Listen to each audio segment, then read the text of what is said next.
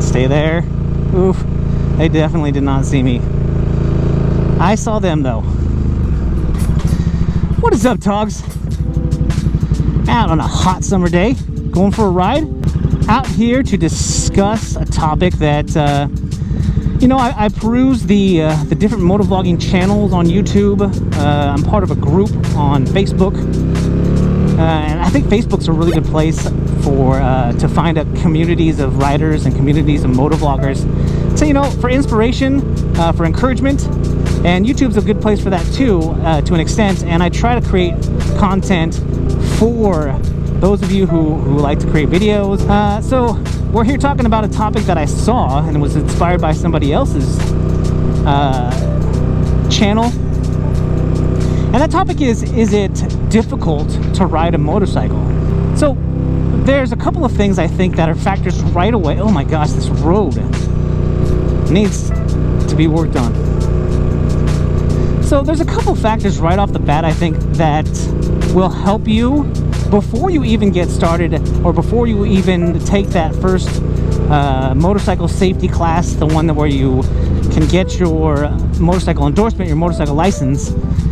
There's a couple of factors I think right off the bat that are going to help you and will make riding a motorcycle less difficult than for those who don't have these two aspects. The first aspect I think is a more broad thing for sure than the other one, but the first one is if you've ridden a bicycle before.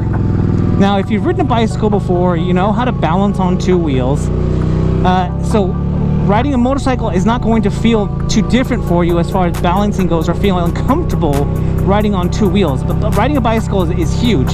You'll find, at least I found, that when I go from riding my bike to riding my bicycle, it almost feels less secure and less safe on my bicycle, because the weight is less. You know, when you hit a bump on a bicycle, it's a lot easier for you to get thrown off than it is on a motorcycle. So that transition from bicycle to motorcycle, especially if you've ridden like a big wheel or one of those heavier bicycles, that definitely translates, that skill of balancing definitely will help you from one vehicle to the next, if you want to call a bicycle a vehicle. So the other one, which I think is less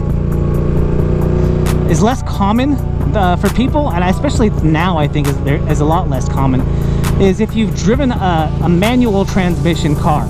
If you've had to drive with a clutch and a shifter in a car, the reason why I think that helps translate is because you understand shifting. You understand that there's a clutch, and you understand that there's a shift. And that's no different when you ride a motorcycle. Our clutch here is with our hand, and our shift is with our left foot. So it's completely different, I know, right? Because when we drive, we shift with our hand and we clutch with our foot. But the reason I think that helps is that we understand the concept. We understand that there's a friction zone. We understand that you can't just let out the clutch all at once, because it's going to jerk you forward. And there's the aspect of being able to do two things at once, right? Because when we drive an automatic, all we do is step on the gas and we go. When you drive a manual transmission car, you're doing two things at once. You're shifting and you're having to drive. When I first learned to drive a manual transmission car, it was complicated to me, because it just felt like I already need to learn how to drive this car. Now you're throwing shifting on top of that. So if you've driven a manual transmission car, that's going to help you, I think so, in riding a motorcycle. I think those two skills, even though they're quite different, it's going to help you right off the bat, I think so. So the other way around that, though, if you're used to driving an automatic car, I've never driven a manual transmission, and that whole thing seems complicated to you, you do have the option of trying out an electric bike, and an electric bike is going to take the shifting out of it, and then all you have to do is work the throttle. I think that's a good way to go if that's something that you're interested in. All you want to do is just learn how to ride a motorcycle. You are still going to have to get your motorcycle license to ride an electric bike, especially some of the ones that are available right now, namely ones by Zero.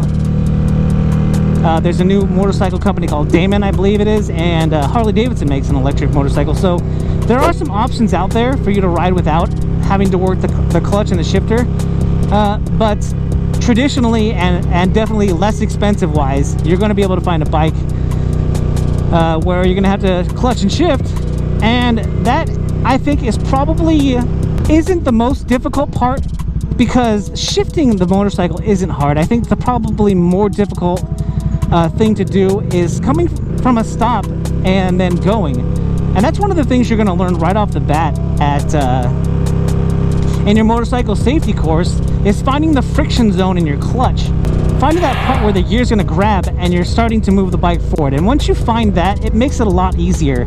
I think doing it on a motorcycle is a lot easier than doing it on a car, because you know, we can do fine motor skills with our hands and not so much with our feet. So shifting with a car, that friction zone, trying to find that in the car, I think is more difficult than doing it on a bike.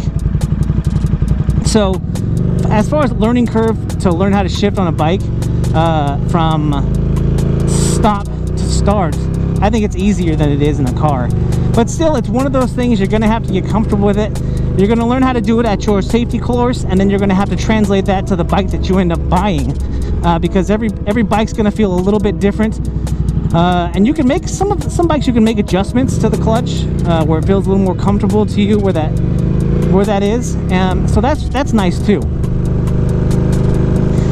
So generally speaking, is it difficult to ride a motorcycle? It's all relative, but I'm gonna just say no, I don't think it is difficult to learn how to ride a motorcycle. I think if you've never ridden a bicycle before, I think getting over that fear of riding on two wheels, right, balancing on two wheels, might be something you might have to get over. I wouldn't know, because you know, I rode a bicycle since I was 4 or 5 years old, so it's not the I'm not the one to be able to tell you, but maybe somebody out there can write in the comments how it was for them who'd never ridden a bicycle before and jumped right onto the motorcycle, how that was for you. But guys, that's all I've got for you today. How difficult was it for you to learn how to ride a motorcycle? Let's make it easy. Let's make it on a scale of 1 to 10, 10 being the most difficult and 1 being it was so easy. How difficult was it for you to learn how to ride?